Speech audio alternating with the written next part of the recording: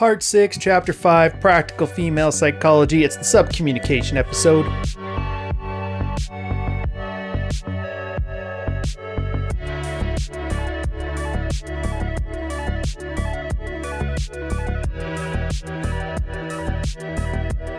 Welcome back to another episode, Practical Female Psychology. We're going over female subcommunication, why it's important, what men do to screw it up, and what you need to learn from it.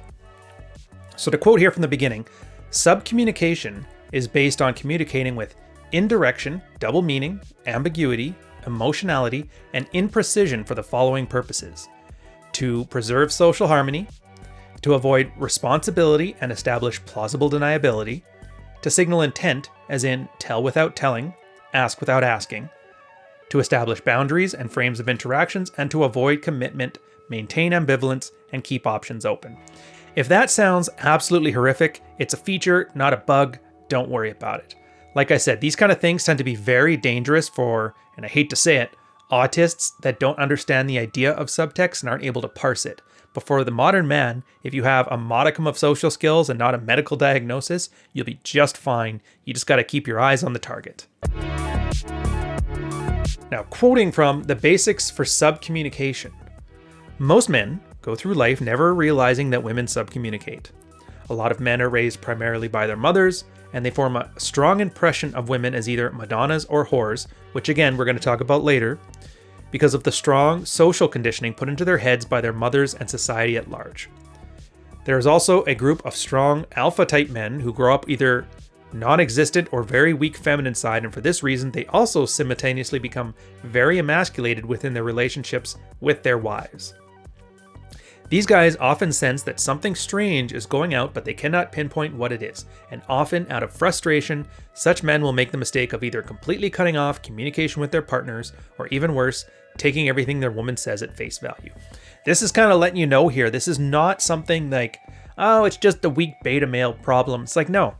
Remember, these are guys that are already in relationships with women, and so that means attractive, natural type men, what you would think of when people say alpha, they think lawyers, they think doctors, they think military guys, they think police. These very big, strong type men, very attractive, probably have a lot of the attractive skills on their own. But here's the thing, they're missing that understanding of female nature because, a lack of feminine influence in their lives, which is going to have the same problem as guys that were overly sensitized to the feminine imperative when they were young, which you would think of, when people say alpha male and beta male, that's generally what they mean. But the way to take that is that men who are over-socialized by women growing up tend to have a very emasculated look at things with women. Like they expect women to provide a leadership role, and so they don't know how to speak in what I call Manglish. Instead, they learn womanese. And in the other case, where the guy's been, all hardcore his entire life, he doesn't understand that there's a feminine, indirect, aloof way of speaking. Those guys that tell you about happy wife, happy life, yeah, those are the same guys.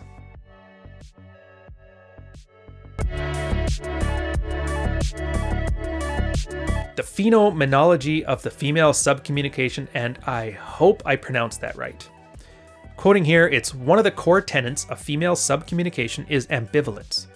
One way to describe this is as A/B ambivalence, where the woman will leave open the possibility of interpretation A or interpretation B with regards to her communication without her taking a position either way. The woman may achieve this through open-ended statements which leave the responsibility for interpreting the subject of communication to the recipient with little help in regards from the communicator. Again, this is kind of one of those great ways that everything kind of ties together. So if you remember at the beginning of this episode, we talked about how women have a language that's designed to evade responsibility. Well, this is kind of how it plays out. They don't actually just say what they want. They don't ask for something. If they want you to get a glass of water for her, they don't say they want a glass of water. They will say something like, oh, I'm so thirsty. Oh, the doctor said I need to drink this. Oh, the glass is so far over there and I'm so comfortable here. And they build up this elaborate story to infer what they want without actually saying it. Now, this sounds like a goofy example. It's a glass of water. Who cares? Just ask for what you want. But it kind of matters in that it's the way their instinctive hardwiring works. So it's going to manifest in all kinds of different ways. I like this smaller, more relatable example though, because everybody can relate to it. At the same time, on more important matters, you're going to find a lot more cases of ambivalence play out, and it'll let you know in your head that either if it's something you need an answer on, it's something you can push for, or in the case of feminine nature and you're just doing a dating thing, then either let it go or move on.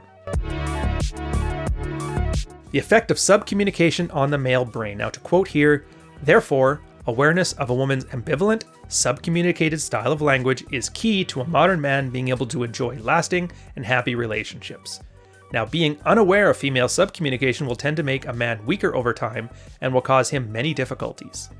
When a man finds himself in this hypnotic state for extended periods of time, he is more likely to do almost anything to please his woman, even at the expense of his own welfare.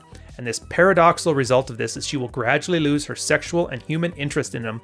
Eventually, she is likely to even feel contempt for him. This one's important.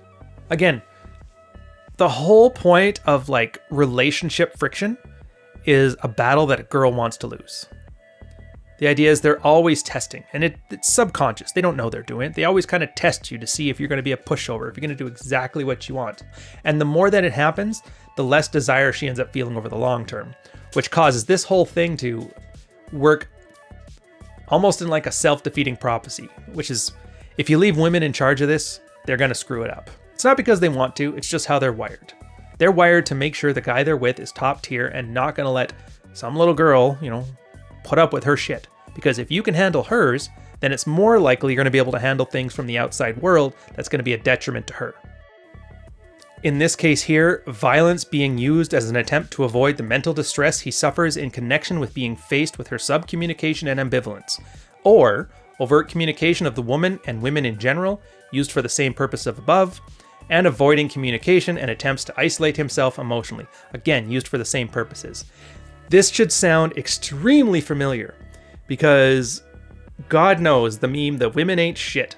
The fact that some of the biggest growing YouTube channels right now are guys that are just berating women for making stupid choices.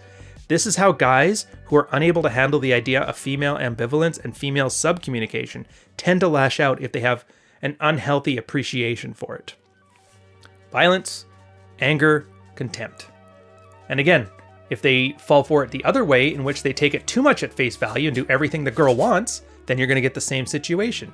The girl ends up building a contempt, and in some edge cases, you're going to find girls smacking their men around.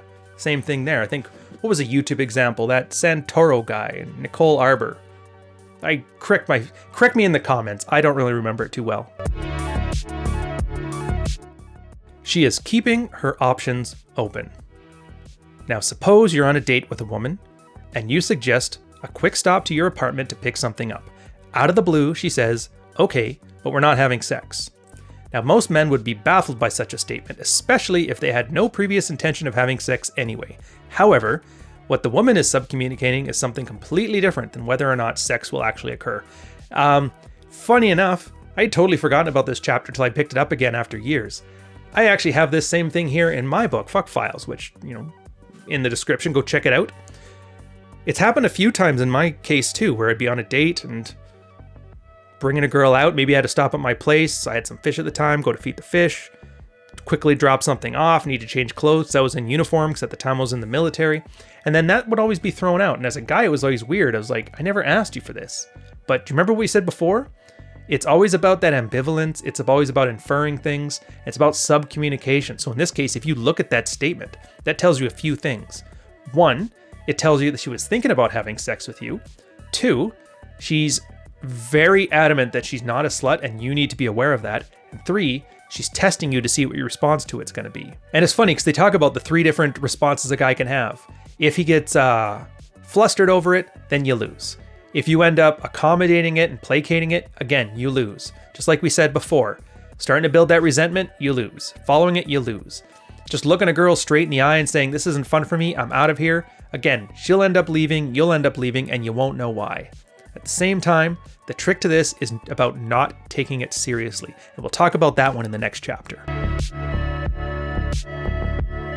In other words, a woman may very well lie or at least shade the truth in order to preserve positive emotional states or prevent negative emotional states. Here is the most important part. Even when women lie with their mouths, their bodies or emotions may be telling the real truth.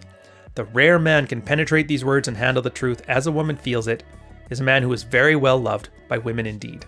Again, you can use the Maury Povich example. When a girl ends up cheating on a guy, gets pregnant, not sure if it's his or the other guy's, she doesn't care what the truth is. What she's doing right now is that same thing I talked about earlier. We're talking to her mom, very angry, very irritated, but then they go hang out next week. Social harmony is the goal here, not truth, not honesty, not interrogation. And in this case, if you're pregnant and you got a guy with you and you're not sure if it's yours or not, well, her goal, and this is instinctive, it's not calculating on her part, is to not have any conflict here, especially in the case where her hormones are raising. And that's why you get all these girls that'll tell you stuff like, oh, it's your baby, I just know these things. Now, that's extreme example, but you can map this to just about every other interaction between men and women. Realize if the cost of a girl's honesty comes at some kind of social conflict, creating social harmony will most likely take precedent over being honest with you. So you got to be very careful about this. And one of the best ways we've seen is to act in a non-judgmental way. As soon as a girl finds out there's no social repercussions, honesty is very easy to come by. And act on it later if you want, but just don't judge openly, outwardly, and right at the time. Save it till the next day when you've had a night to sleep on it. Charles Bukowski, Jordan Peterson, Neil Strauss. I like these guys. Add some salt to cover up the bitterness of middle-aged soccer moms and put in the oven for 45 minutes. Optionally, you can take from all this stuff what you want and leave the rest.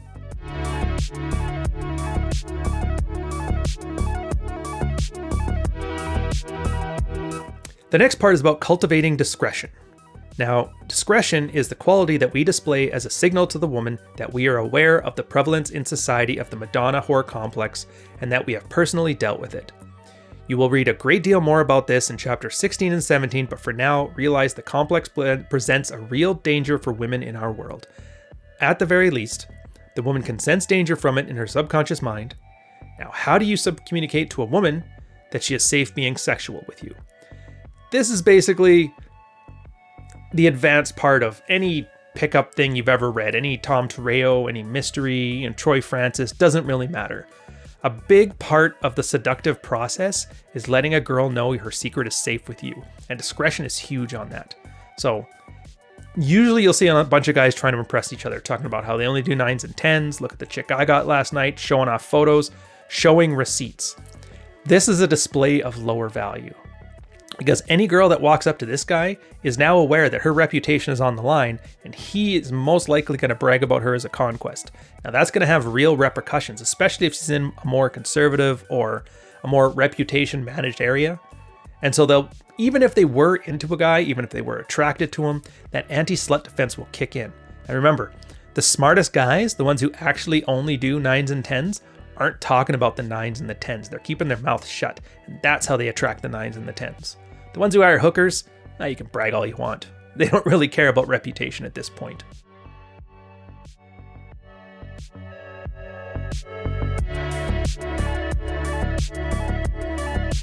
Subcommunication in the workplace matters as well. So to quote here, women can freely discuss dating and issues surrounding men in a mixed male-female workplace using subcommunication. All women know that the term hooking up has several possible connotations, which may or may not mean intercourse. Surprisingly, however, not that many men understand this. On the contrary, men haven't had to develop the language of subcommunication and indirection, so men do not have the universal code that women seem to have regarding these topics. The result of the modern mixed workplace is often devastating. Women are free to talk and gossip, but men are not. The law in many jurisdictions actually sets that language that makes women feel uncomfortable can constitute sexual harassment, for which there are exceedingly stiff penalties. Basically, women today believe they have a legal right to feel good while they are at work, and strangely enough, they are right. I mean, legally, whether you like it or not, it's the case. This is another thing to think about too. I'm sure a lot of guys have this very walking on eggshells feeling when they're at the job, realizing I can't talk about this. Everybody complains that HR is the gatekeeper and they're just one errant tweet away from getting fired. Another key proponent to learning these womanese or sub-communication skills is you're actually able to have a freer conversation, less discretion at work, by having more discretion with the way you use language. That's where terms came up. I mean, obviously everybody knows what hooking up means now, but at the time when this was written, it was still rather avant-garde among like the normies. Now we got other terms. There's smashing, there's Netflix and chill. There's always going to be a euphemism for it. And this not only matters for that, but consider the YouTube algorithm. Remember, for the longest time, nobody could swear. There were certain issues you couldn't say, certain words you couldn't say. If you were talking about an election, you couldn't use an F word on it. And no, I'm not talking about fuck. Euphemisms are how these things work, and women are deceptively good at them, remember, because social cohesion and ambivalence. So if guys learn these womanly skills, they probably wouldn't have to worry about their YouTube channels getting nuked. You wouldn't have to worry about HR being called at you. So again, these are life skills. And yeah, they're great at picking up chicks. They're great at keeping a relationship happy. But at the end of the day, it ends up being a life skill that helps you as well. Something to think about. Talking like a man. So the crucial factor that a man must retain his masculinity in the relationship, and if he cannot do so, he is engaging in too much feminine conversation with his partner over long periods of time. It is therefore vital to note that to be happy in your relationship with women, and in order to make them and you happy, you need to learn how to talk in the female language while also withdrawing from that type of conversation at the appropriate time. Again, understand womanese, speak in Manglish. Understand subtext, know when to use it, know when not to use it. There's a term to describe this, and it's called calibration. You need to be able to calibrate your conversation to understand at times when subtext is needed, basically for understanding, to know when you're getting hoodwinked, to be able to speak with impunity at mixed co-ed gatherings, because like we said before, some women just don't like the idea of guys swapping notes because it represents an existential threat to their sexual strategy. And this is on an instinctive level. So again, in those times, subcommunication is great.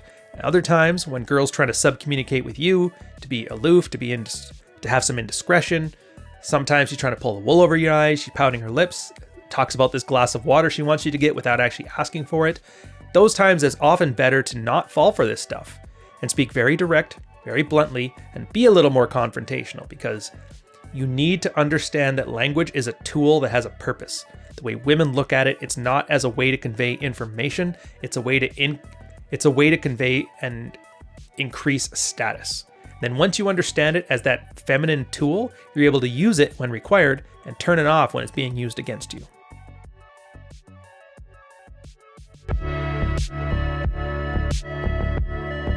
They ended off with some practical advice. In politically correct countries, it's common for many women, especially those not in touch with their femininity, which, most people argue is most of them now, to go through phases of dating a masculine man, followed by a nice, more effeminate man, to be followed by another masculine man, and so on. If you want to present a challenge to modern women, you have to learn how to keep yourself on edge between the both of them, with an emphasis towards the masculine. Therefore, to increase sexual and emotional arousal within a woman, you'll need to learn to shift between the two identities in an almost schizophrenic manner. At times, you will want to talk to women in a very masculine way, directly, succinctly, logically. At other times, you'll want to talk to women in the same manner that a female friend might do.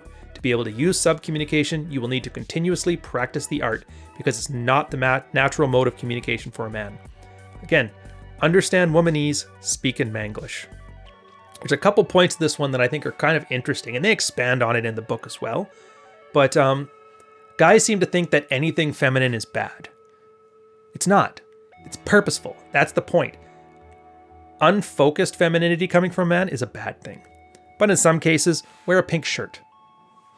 It'll be just fine. Girls will still like you, even if you're wearing a pink shirt with hula hoops on it or palm trees.